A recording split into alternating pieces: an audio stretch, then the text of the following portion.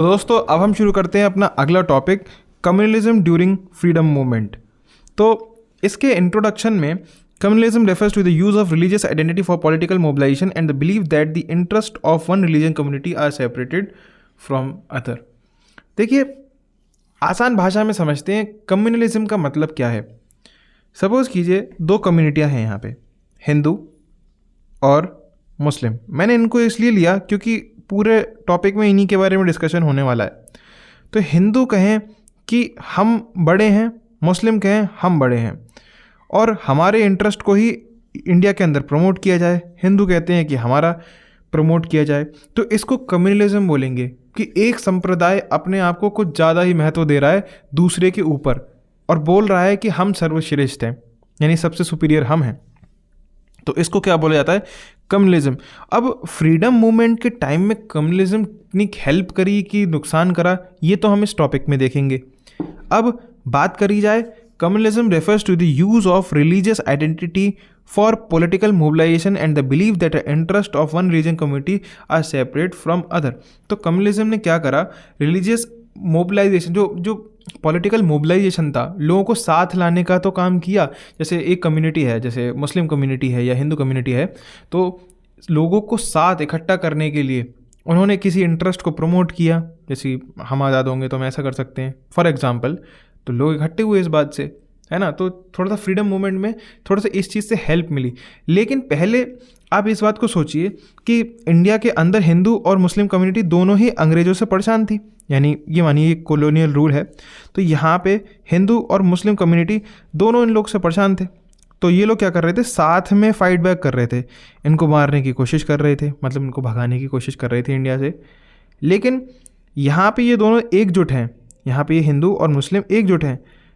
तो यहाँ पे कंपनी को ये दिक्कत आ रही थी, मतलब ब्रिटिश रूल या कॉलोनियल रूल को ये दिक्कत आ रही थी कि यहाँ पे ये दोनों लोग एक साथ हमारे ऊपर चढ़ जा रहे हैं, तो फिर इनको तो भाई दो लोग मारने आ रहे हैं ना।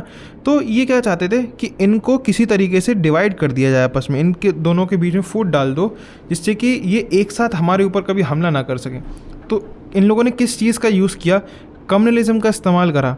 उन्होंने हिंदू और मुस्लिम को डिवाइड करने की कोशिश करी और इसी को डिवाइड एंड रूल पॉलिसी बोला जाता है। चलिए शुरू करते हैं। अब क्या था major obstacle to national unity and eventually contribution to partition of India.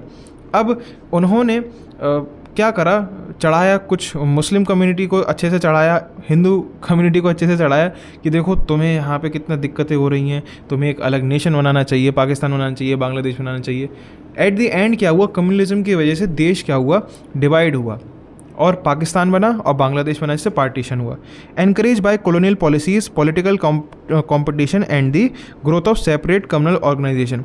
पहले तो सब एकजुट थे हिंदू मुस्लिम, लेकिन कॉलोनियल पॉलिसीज़ ने पॉलिटिकल कंपटीशन करवाए और क्या करा, सेपरेट कम्युनल ऑर्गेनाइजेशंस की ग्रोथ हुई इन सब चीज़ों की वजह से। चलिए अब बढ़ते हैं आगे। कॉज ऑफ राइज, आखिर कम्युनलिज्म राइज कैसे हुआ? British policy of divide and rule. तो जैसे कि मैंने अभी आपको समझाया था, वही हिंदू मुस्लिम वाला वो यही कॉन्सेप्ट है। British encourage communal division to weaken the national movement.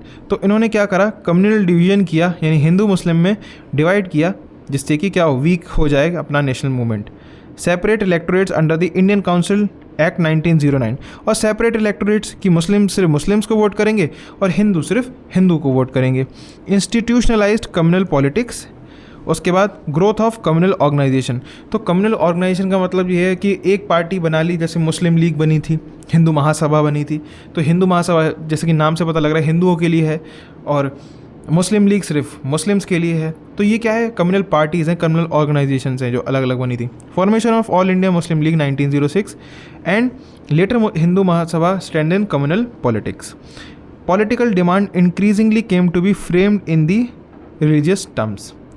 Social, economic and political competition for jobs, representation and political power sharpened communal tensions. Communal leaders used fear of minority majority domination for mobilization.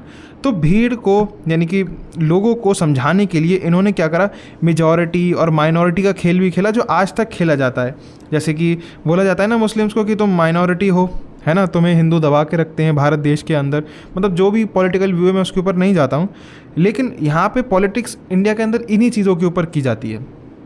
Impact of freedom movement, तो impact क्या थे freedom movement के? Weaken national unity and collective anti colonial struggle lead to communal award 1992, the Pakistan demand culminate in partition of India in 1947। जैसे कि पहले बता चुका हूँ मैं आपको, पार्टीशन के लिए भी रिस्पॉन्सिबल क्या था? कम्युनलिज्म था। लार्ज स्केल कम्युनल वायलेंस, और भाई देखिए HM राइट हो जाते हैं, हिंदू मुस्लिम राइट्स हो जाते हैं, पहले भी हो जाया करते थे, वो इन्हीं रीजंस की वजह से होते थे। Communalism diverted attention from common anti colonial goals, तो कम्युनलिज्म ने क्या करा?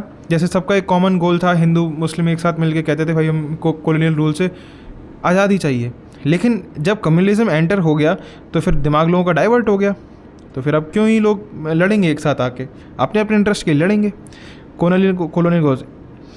It undermined the inclusive vision of national movement, इसने क्या करा भाई? दबा दिया इंक्लूसिव विजन जो था कि हमें अपने देश को आज़ाद कराना है या स्वराज एस्टैब्लिश करना है। However communalism was not the only factor, colonial policies and political failures also played a role, और कई सारे चीज़ें थी जो इन्फ्लुएंस कर रही थी पॉलिटिकल फेलियर कम्युनलिज्म के।